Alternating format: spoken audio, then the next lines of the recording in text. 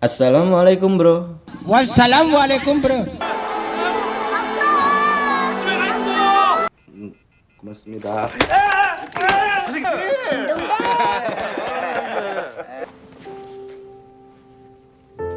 Yo, assalamualaikum warahmatullahi wabarakatuh. Halo guys, jumpa lagi denganku di sini dan selamat datang kembali di channel AM Cinema, channel yang khusus membahas alur cerita film apa saja kecuali film tit. Oke, langsung wae di videoku kali ini aku akan menceritakan tentang alur film drama Korea yang diangkat dari kisah nyata yang berjudul Miracle in Cell No. 7. Film ini mengisahkan tentang seorang pria yang mengalami gangguan mental yang dituduh melakukan pembunuhan. Lalu kemudian ia dijatuhi hukuman mati. Sebelum dieksekusi, ia terlebih dahulu dimasukkan ke dalam penjara dengan sel nomor 7. Untungnya ia memiliki seorang anak yang sangat menyayanginya dan selalu ada untuknya. Asik. Bagaimanakah kisah selengkapnya? Sebelum masuk ke videonya, silahkan siapkan kopi dan camilan kalian dulu ya guys. Oke, kalau belum ada silahkan beli dulu atau bikin dulu. Oke, santai wae, pokoknya tak tunggu wes toh, santai wae. Dan jangan lupa untuk subscribe ke channel ini ya. Tolong dengan sangat klik tombol merah yang ada di bawah agar kalian tidak ketinggalan update film seru terbaru dari channel ini. Dan inilah dia Miracle in Cell nomor 7.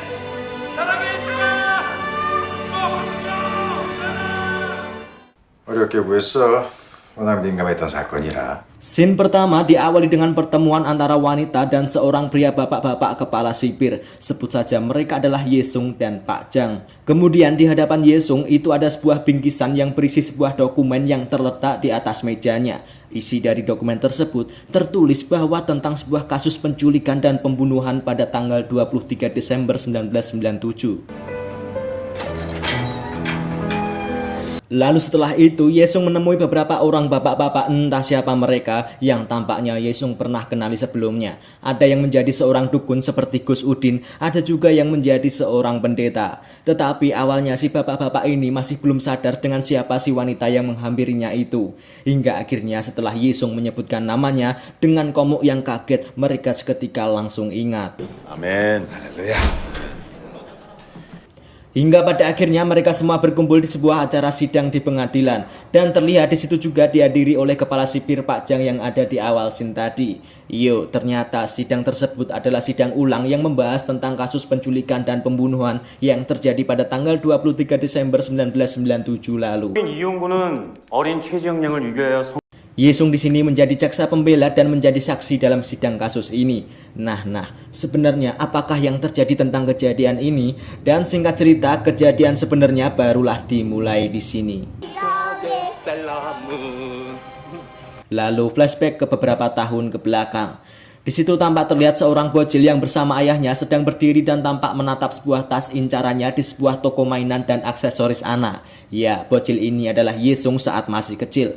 Dan ayah dari Yesung ini bernama Lee Yong-go. Tetapi sepertinya ayahnya Yesung ini memiliki gangguan mental yang dialaminya.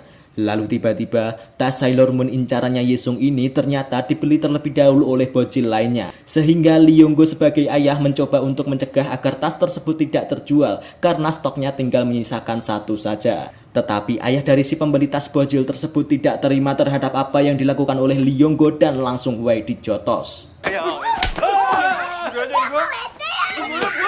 Di sini Yesung hanya tinggal berdua dengan ayahnya saja di rumahnya karena ibu dari Yesung ini sudah meninggal saat Yesung masih bayi.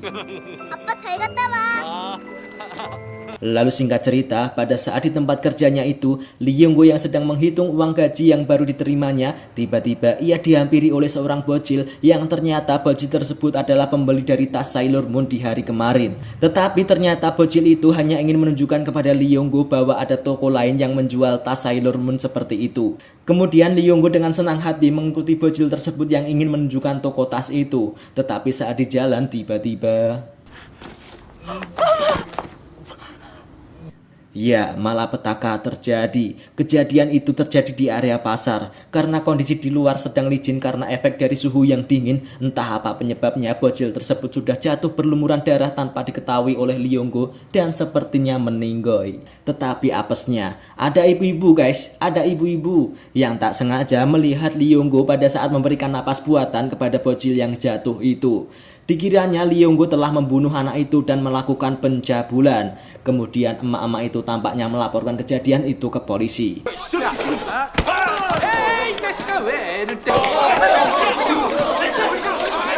Dan ternyata si bocil yang meninggal tadi adalah anak dari komisaris jenderal polisi yang memukul Lee Yong-go pada saat di toko boneka kemarin. Waduh, gawat nih. Setelah Lee Yong-go diinterogasi dan diperiksa, keesokan harinya ia digiring menuju ke TKP oleh polisi dan melaksanakan reka ulang adegan pembunuhan.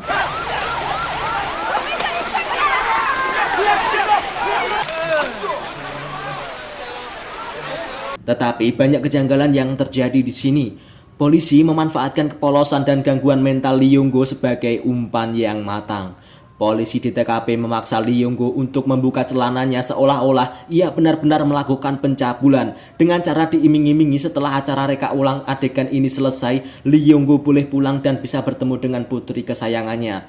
Padahal itu adalah sebuah jebakan Batman yang akan membuat Lee Yong-go yang sebelumnya menjadi terdakwa malah menjadi tersangka dan membuat hukumannya akan lebih berat. Wah, ternyata bukan hanya di negara Konoha saja yang kayak gitu. Oke, lanjut.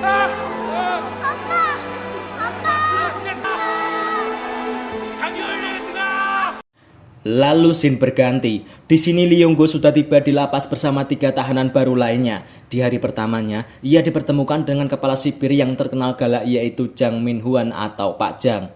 Ya, dulu Pak Jang masih galak kayak wanita saat lagi dapet. Lalu Lee Yong-go ditempatkan di sel penjara nomor 7. Di dalam sel itu terdapat nama-nama seperti kakek Seo dengan kasus penipuan, Chun Ho dengan kasus penipuan, Bong Sik dengan kasus pencopet, Man Beom dengan kasus pezinah, dan So Yang Ho Suchat Pele si gangster penyelundup ilegal. Ia juga sebagai pentolannya atau leader di dalam sel nomor 7 itu. 이영구 1961년 엄마 봤어요. 내 머리 커서. Lalu ketika Lee Yong-go memperkenalkan diri di dalam sel tersebut, para tahanan lain yang ada di dalam sel itu langsung menghajar Lee Yong-go karena kasusnya yang ternyata tentang kasus pembunuhan dan pencabulan anak di bawah umur. 미성년자 간음 취해고죄. Ya, karena setiap di dalam sel penjara, kasus seperti itu dinilai sangat rendah dan menjijikan bagi para tahanan. Makanya jika ada tahanan yang terkena kasus itu, pasti bakal dibully habis oleh para seniornya. 1심 사형. 아이, 당분이 이게 어떻게 할 거야? Singkat cerita, saat melakukan kegiatan rutin di dalam lapas tersebut, terlihat ada kegiatan penyelundupan barang-barang dari luar lapas yang tak diketahui oleh petugas lain. Kemudian ada momen di mana pada saat para tahanan melakukan aktivitasnya di lapangan terbuka, So Yang Ho selaku pentolan di sel nomor 7 akan menjadi sasaran penusukan oleh leader dari sel lain. Dan yang terjadi adalah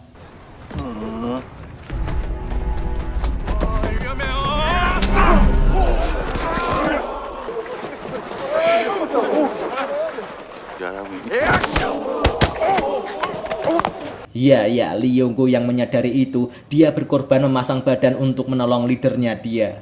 Lalu So Yang Ho di dalam sel ingin berterima kasih dengan cara ingin mengabulkan permintaan Lee Yong-go. Ku beri satu permintaan. Ya, tetapi permintaan Lee Yong-go adalah ingin bertemu dengan putrinya yaitu Yesung. 예수? Di sisi lain, Yesung kini terlihat tinggal di panti asuhan. Lalu secara kebetulan, grup paduan suara dari panti asuhan tempat Yesung tinggal itu diundang untuk hadir sebagai tamu pengisi acara hiburan di lapas tersebut. Secara diam-diam, para tahanan di sel nomor 7 dan Yesung bekerja sama untuk bisa membawa Yesung menyelinap masuk ke dalam sel untuk bertemu dengan ayahnya.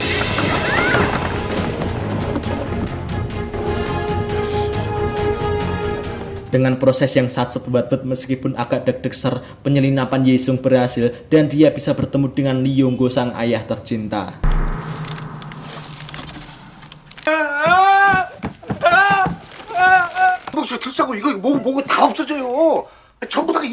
Setelah Yesung beberapa hari berada di dalam sel, tampaknya kepala sipir menemukan kecurigaan setelah melihat foto dokumentasi acara paduan suara kemarin.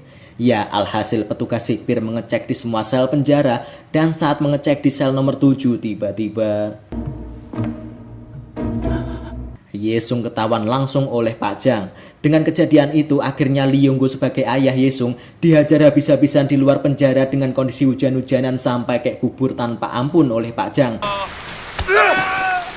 Dan dipindahkan ke sel pengasingan dewean lor-lor.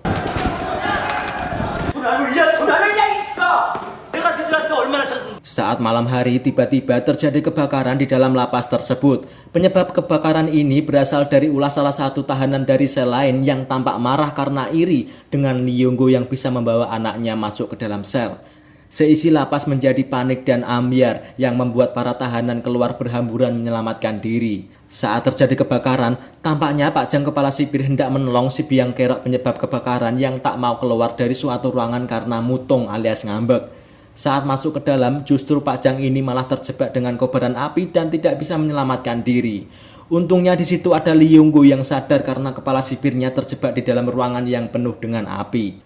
Dengan inisiatifnya sendiri, langsung satset wat-wat Lee Yong-go berkorban untuk menyelamatkan Pak Jang Min-hwan. Asik. Esok harinya pasca kejadian kebakaran itu, tampaknya Pak Jang selaku kepala sipir telah salah menilai Lee Yong-go. Ia merasa kasihan. Ditambah sang anak dari Lee Yong-go yaitu Ye-sung jatuh sakit karena tak mau makan.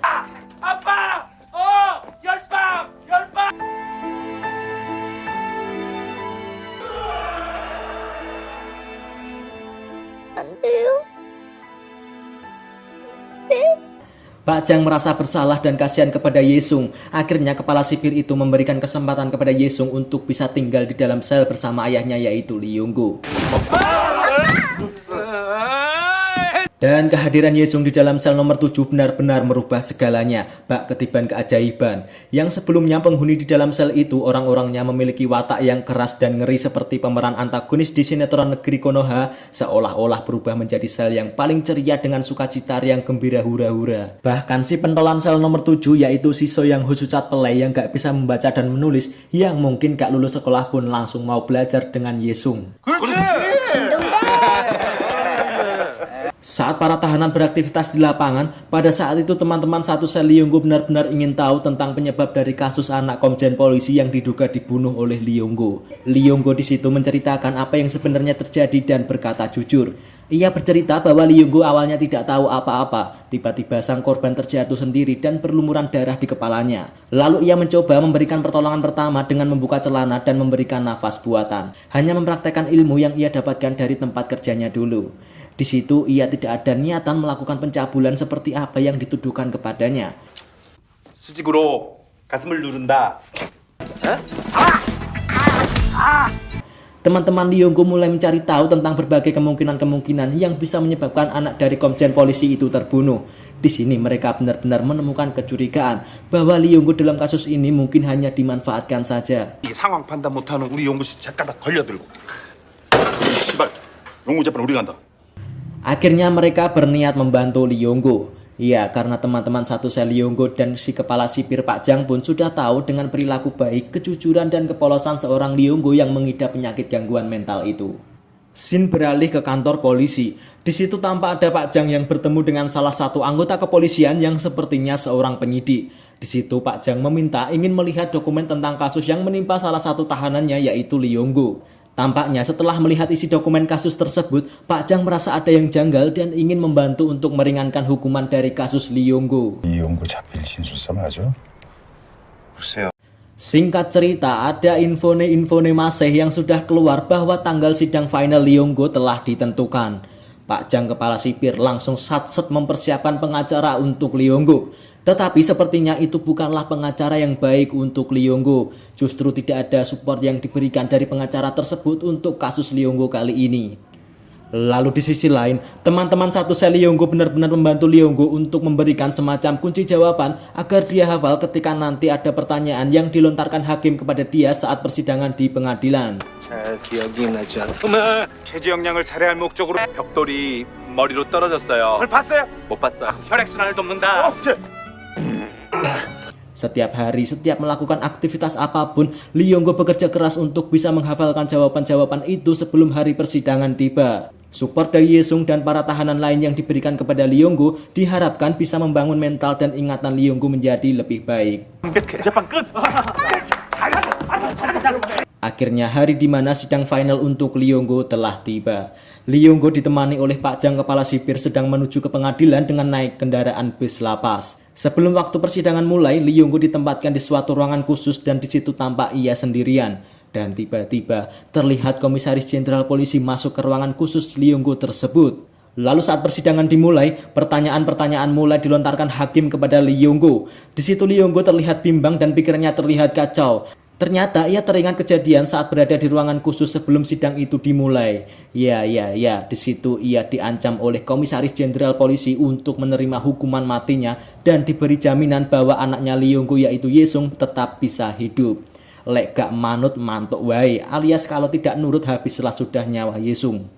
Teringat dengan hal itu karena Lee Yong-go mengalami gangguan mental dan karena rasa sayangnya Lee Yong-go terhadap salah satu buah hatinya terlalu dalam, akhirnya Lee Yong-go menjawab pertanyaan dari hakim dengan mengaku kalau dirinya yang telah membunuh dan mencabuli anak komjen polisi itu. Suasana menjadi kacau. Pak Jang kepala sipir mencoba meneriaki Lee Yong-go untuk segera sadar, tetapi sia-sia. Vonis hukuman mati tetap dijatuhkan kepada Lee Yong-go di persidangan terakhirnya itu. Aduh. 아무도 없는데 넌 도대체 뭐가 그렇게 미안해? 예승이 도와주세요. 재판장님, 지금 피고인은 심리적으로 위축된 사형을 선고한다. Kembali ke lapas. Di situ tampak Yesung yang didampingi Pak Jang sedang menjenguk ayahnya dan bercanda seperti biasanya yang hanya terpisahkan oleh kaca pembatas. Pak Jang yang melihatnya hanya bisa tersenyum dan terharu. Ya, kala itu Pak Jang sudah menganggap bahwa Yesung adalah salah satu keluarganya ibarat seperti anaknya sendiri. Karena Pak Jang tahu jika sebentar lagi Yesung akan ditinggalkan oleh ayahnya. Karena dalam waktu dekat Lee Yong-go akan dieksekusi mati. Seketika suasana sel di nomor 7 berubah menjadi kesedihan. Teman-teman satu sel Lee Yong-go hanya bisa menikmati sisa-sisa hari untuk bisa melihat wajah Lee Yong-go yang selalu ceria itu secara langsung sebelum waktu eksekusi mati untuk Lee Yong-go tiba.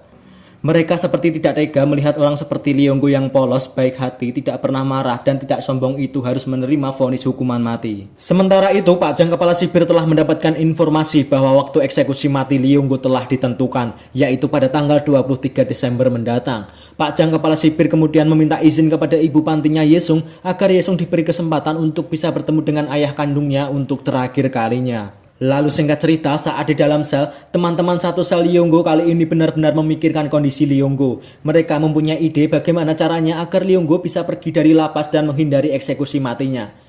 Akhirnya mereka mulai merencanakan idenya itu bertepatan pada saat adanya kunjungan keluarga tahanan di lapas dan acara hiburan. Di sana teman-teman satu sel Lee Yong-go sudah menyiapkan balon udara yang nantinya akan digunakan Lee Yong-go dan Yesung setelah acara hiburan selesai untuk kabur. Dan rencana itu pun dimulai.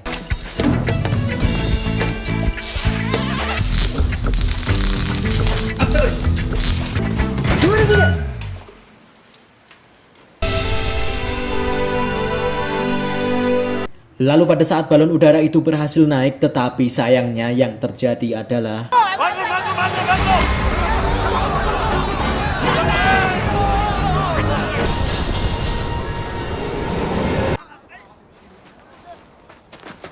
ya, tali balon udara itu tersangkut di kawat tembok pagar lapas tersebut dan rencana untuk membawa Lee Yong-go kabur itu pun gagal. Aduh, mengcapek lur. Dan hingga pada akhirnya di mana hari eksekusi mati Lee Yong-go telah tiba, yaitu tanggal 23 Desember, yang ternyata di tanggal itu juga bertepatan dengan hari perayaan ulang tahun Yesung. Yesung kali ini berada di dalam sel nomor 7 untuk merayakan ulang tahunnya yang sederhana itu. Sementara tahanan di sel nomor 7 itu saling memberikan hadiah untuk Yesung, tak terkecuali ayahnya yaitu Lee Yong-go yang akhirnya bisa memberikan kado berupa tas ransel impian Yesung yaitu tas Sailor Moon. 아빠, 해주셔서 감사합니다. Di balik raut kebahagiaannya Yesung dan Lee Yong-go, ada perasaan sedih di antara teman-teman satu sel Lee Yong-go. Yesung kali ini benar-benar terakhir kalinya bisa bertemu dan melihat ayahnya secara langsung. Tetapi di sini Yesung masih belum mengetahui bahwa ayahnya sebentar lagi akan dieksekusi mati.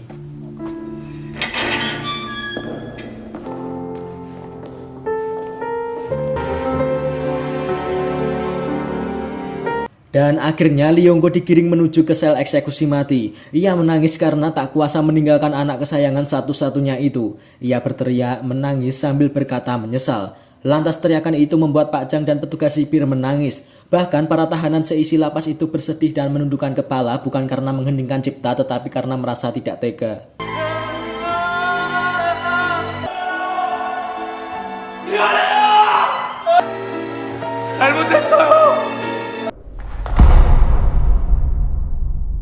Oke, kita kembali ke sidang di pengadilan seperti di scene awal-awal tadi. Di sini akhirnya Yesung sebagai anak kandung Leonggo berhasil menang dalam sidang banding. Setelah akhirnya hakim memutuskan bahwa Leonggo terbukti tidak bersalah dan hanya difitnah karena pihak polisi memanfaatkan kecacatan mentalnya.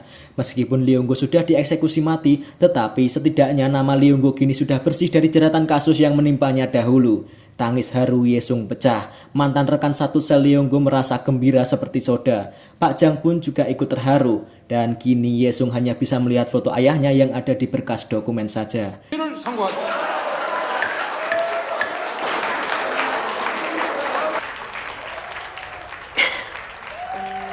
Dan film pun selesai.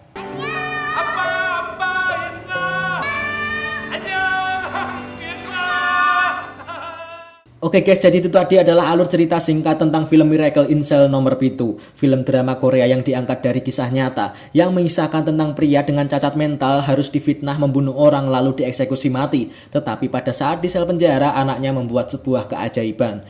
Terima kasih untuk kalian yang sudah menonton video ini. Secara pribadi, aku meminta maaf jika ada kesalahan dalam penjelasan yang aku berikan untuk kalian dan mohon dikoreksi di kolom komentar. Serta jangan lupa untuk tetap support channel ini dengan cara like, komen, dan subscribe. Oke guys, pokoknya komen dan subscribe saja. Oke, terima kasih. Sampai jumpa di videoku berikutnya. Wassalamualaikum warahmatullahi wabarakatuh.